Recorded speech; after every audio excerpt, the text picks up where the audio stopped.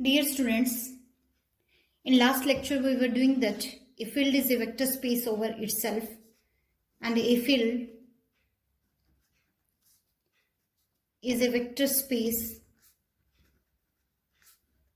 over its subfield. One theorem we have completed, and in another theorem we will see that in the same pattern, let F be field and H be subfield of F. Because H is subfield, then H must be subset of F. All the elements of H are the elements of F. For vector space, we need that first property is F with respect to addition is an abelian group, and second one, A belongs to field. Here field, I am saying that H, and non-empty set is V. Don't confuse in this one. V equal to F, and here I am not writing F. Field is in fact H. Here V is F and field F. We were assuming that previously that F is H. Now A is scalar, A belongs to H, and U belongs to V, that is equal to V equal to F. U is vector, then A multiplies U belongs to F. Why? Because H is subset of F. All the elements of H belongs to F, so A also belongs to F, and in F, scalar multiplication means multiplication. In fact, multiplication of two vectors is again a vector that belongs to F, because F is field. Third property, 1 belongs to H because 1 is unity element of the field, and U belongs to F, then 1 into U equal to U because 1 is multiplicative identity. Multiplicative identity of the field and subfield is same. Note that multiplicative identity of field subfield is 1. So multiplicative identity of the field must be 1 because 1 is multiplicative identity of F as well as H. And fourth property, all the properties are satisfied automatically because these are the elements of H are the elements of F. So left distribution, right distribution also hold in F. A into U plus A into V for all A belongs to H and V, U and V belongs to F. Because H is subset, all the elements are in F, and F is field, left distributive, right distributive, multiplication, closure property, and with respect to multiplication, associativity with respect to multiplication, all hold in field, where A and B belongs to H and U belongs to F, because this one property is associativity, this one is left distributive, this one multiplication distribute over addition from the right side, this one multiplicative identity, this one is closure property, and with respect to addition this is abelian group. So all the properties are satisfied, so we can see that a field is a vector space over its subfield. Now we are going to discuss about the subspaces.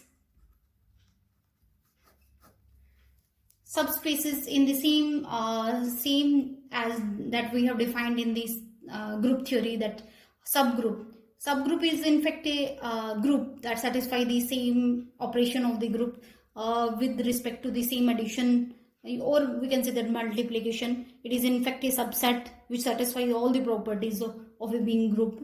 In the similar way, subspace is in fact a subset of vector space. If I am saying that V is vector space over the field F, and W is any subset of V. This is said to be, W is said to be subspace of V. In fact, W should be non-empty because in subspace or vector spaces 0 must must contain, otherwise we cannot say that it is a vector space or a subspace. So W should be non-empty, and W subset of V, W is said to be subspace of V if W is vector space over the same field with respect to the same operations, that is vector addition with respect to the same operations, vector addition and scalar multiplication that are defined on V. If W is a subset, non-empty subset, and satisfy the property of being vector space with respect to the same operation, I am writing that same operation of vector addition and scalar multiplication that are defined on V, then we say that W is a subspace. For example, let V be non-empty set which contains all the ordered triples over the real numbers where A, B, C belongs to R. Ordered triple.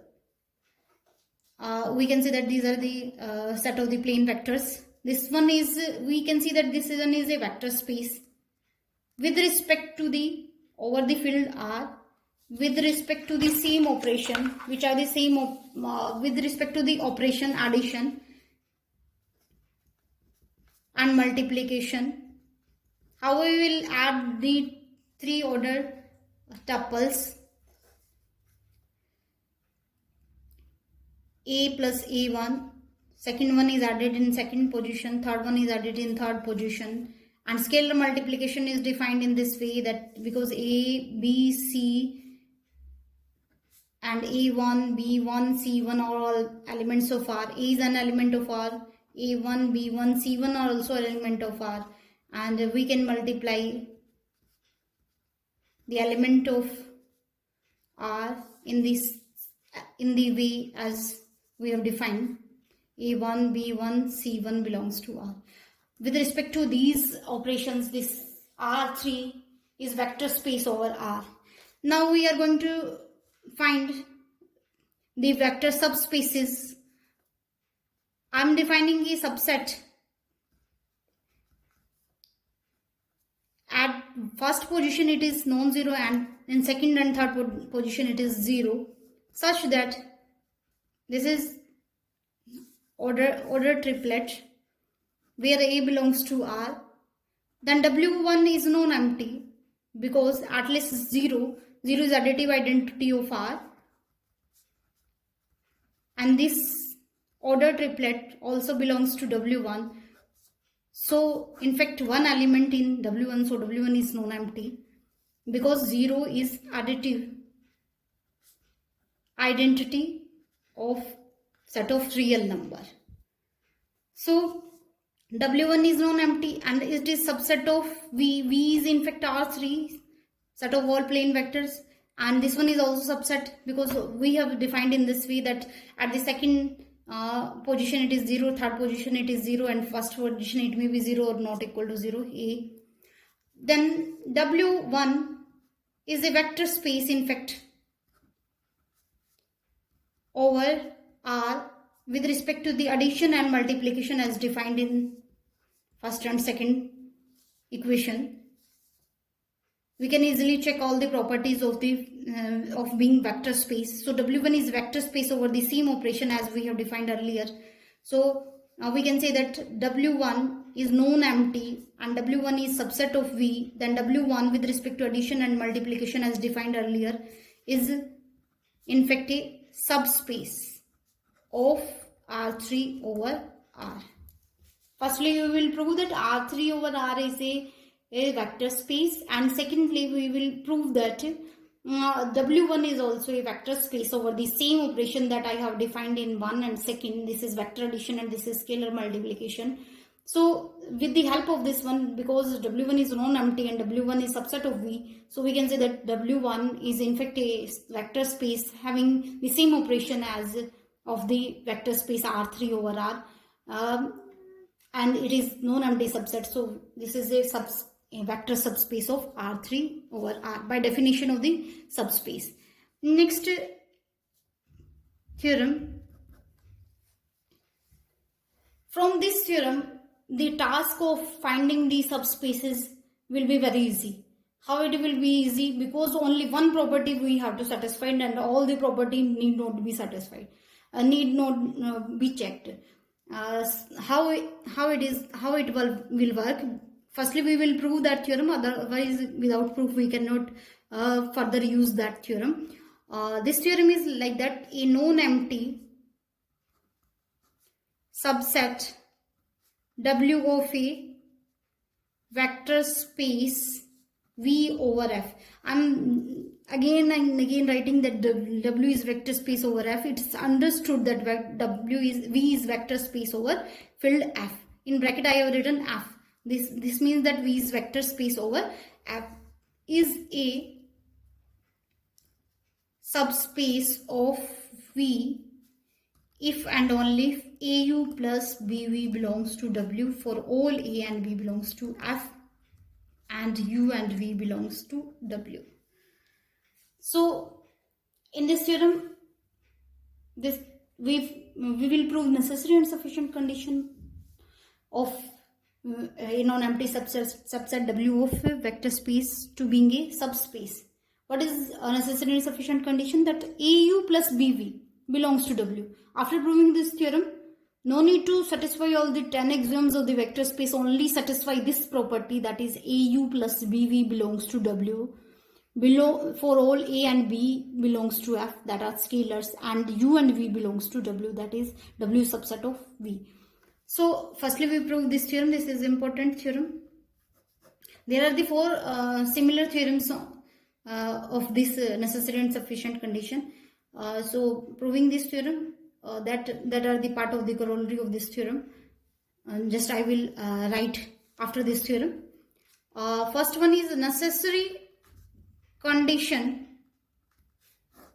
What it means? That let W be subspace of vector space V over F. That W is non-empty subset of V and satisfy all the properties of being vector space, then W is subspace of V. I'm just recalling that definition of subspace we have already written. Now to prove, we have to prove that AU plus BV belongs to W for all A and B belongs to F and U and V belongs to W. You have to prove this thing. How we will prove? Because W is subspace and all the properties are satisfied. Now A belongs to F, U belongs to W implies A into U, that is scalar multiplication holds in W. It means similar way B belongs to F and V belongs to W implies B into V belongs to W, scalar multiplication again holds in W. And the vector addition also holds. AU plus VV belongs to W. Vector addition hold in W because W is subspace. So this property is satisfied. So if W is subspace, then AU plus BV belongs to W. Now sufficient condition. Now we are going to prove sufficient condition.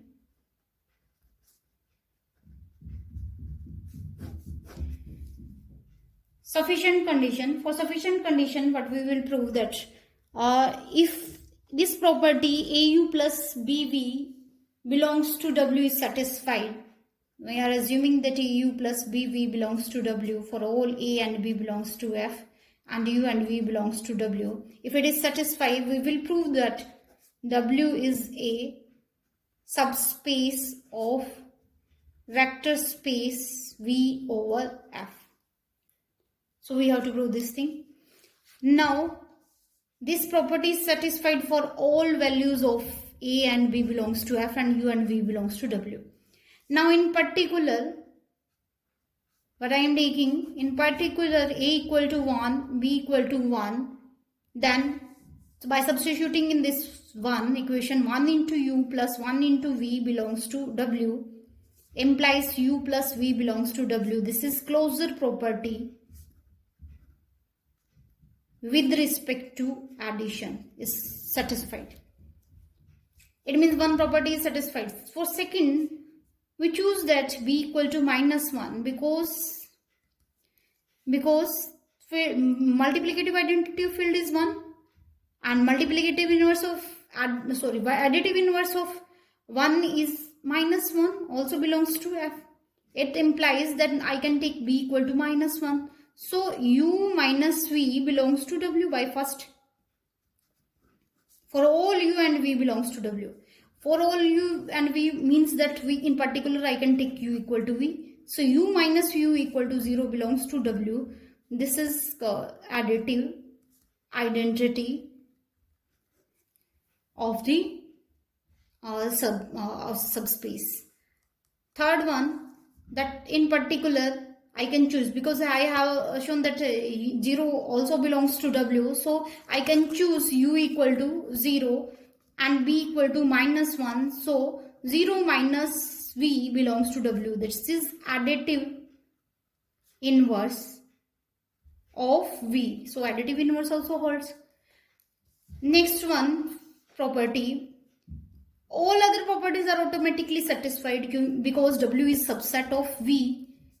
So all the elements, all u belongs to w implies u belongs to v. All the element goes to v. And v is vector space. So all further properties are satisfied. Which are further properties? That a plus b plus c associativity, bracket interchange, 1 to u equal to u for all u belongs to w because 1 is multiplicative identity of f. And u is an element of v because u is subset of v. So this property also holds in v.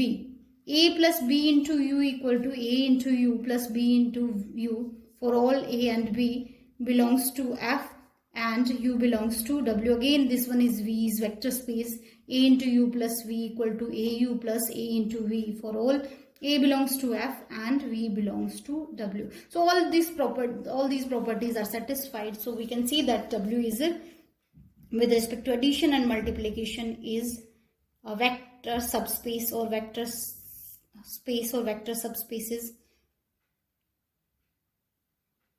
of v over f. So we have proved this theorem. Next we want to prove that is intersection of the two subspaces is vector space. Now question arises that union of two subspaces again is subspace. It can be possible or it cannot be possible. We will prove. How we will prove that intersection. First question arises that is intersection of two subspaces is a again and again I have written is vector space. Is intersection of two subspaces subspaces a vector space? Yes. How? Prove then. If let w1 and w2 be two subspaces of vector space v over f. I have written that v over f is filled. Then w1 is non-empty and w1 is subset of f. V, and w2 is non-empty and w2 is subset of v. This one is non-empty and this one is non-empty because 0 belongs to this one. The intersection also contains 0. So intersection is also non-empty. Now w1 is subset of w2 and w2 is also subset of v. W1 is subset of v, w2 is subset of v, then intersection is also in subset of v. So this is non-empty subset of v. Now subspace, no need to prove all the condition of being vector spaces. We have proved it, in last theorem that in order to prove a subspace, we need to prove only au plus bv belongs to that space. So we will take two elements, let a and b belongs to f and u and v belongs to w1 intersection w2. Then what we will see that u and v belongs to w1 and u and v belongs to w2. Because intersection means that containing both. So u and v belongs to W1 and u and v belongs to W.